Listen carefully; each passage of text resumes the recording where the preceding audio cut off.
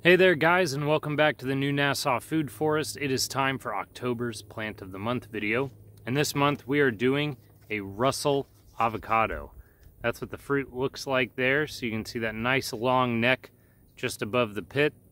I'm really excited about it because it's supposed to be really flavorful, very similar to the stuff you would buy from the grocery stores, but you get about double the meat. This whole process isn't very hard. We're gonna basically just plant this tree in a pile of compost. But before we do that, we have to give this whole area a little chop and drop, cut back some of the old growth, and then we're gonna mulch over it with a bunch of pigeon pea cuttings. So, not a very hard process, but there's a lot to do. So, let's get to it.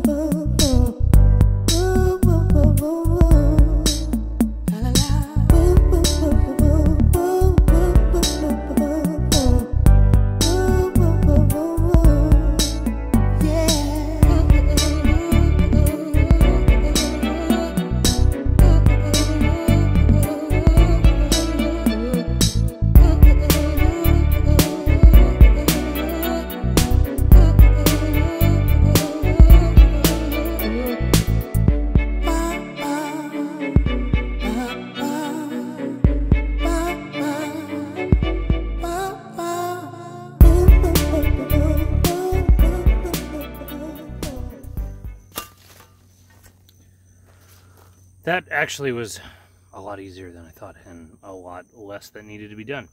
So, let's go get some pigeon pea.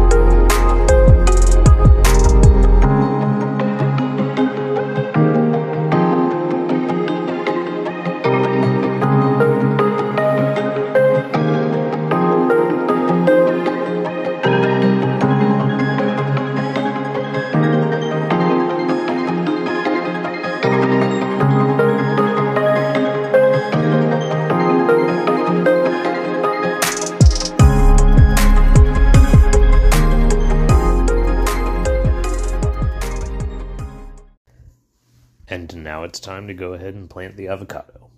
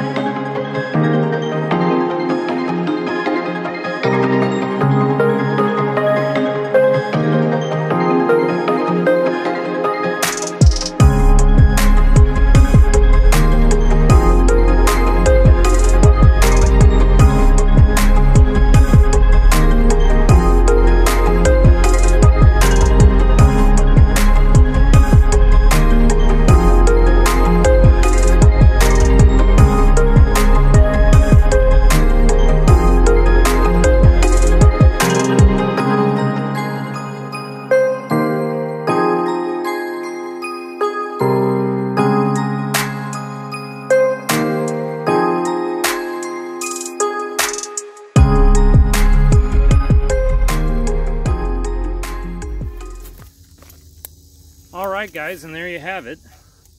That's our plant of the month, the avocado tree. The little plants around it are calendula, very medicinal and beneficial herb in the garden. And then I also planted some basil seeds. I've got a lot of holy basil as well as a blue Thai basil that is similar to that, but I don't have any of the traditional basil that you would use to make traditional pesto and that kind of stuff. So I planted some of that around the base as well. You may have noticed that I was struggling a little bit with tying it up to get it to stand up straight. It's a great time as any to talk about staking your plants, and at least with fruit trees, staking the tree is actually harmful for it, especially as early as this. Nurseries do it so that they can grow the trees taller and faster, but then the tree can't stand up by itself, which is bad. And that's how you wind up with fruit trees in people's yards, with 2x4s propping it up and ropes and poles and all this other stuff.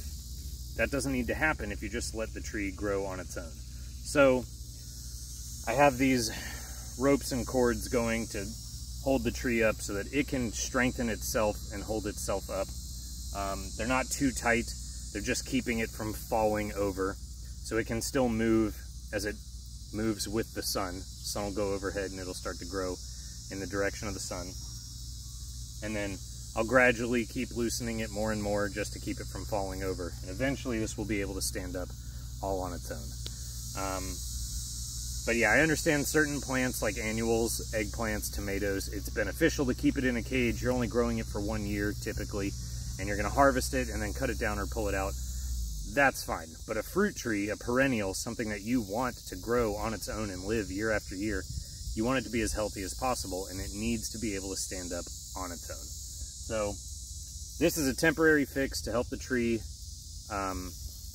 strengthen itself so that it can exist on its own. But generally, staking your trees, it's a bad idea in the long run.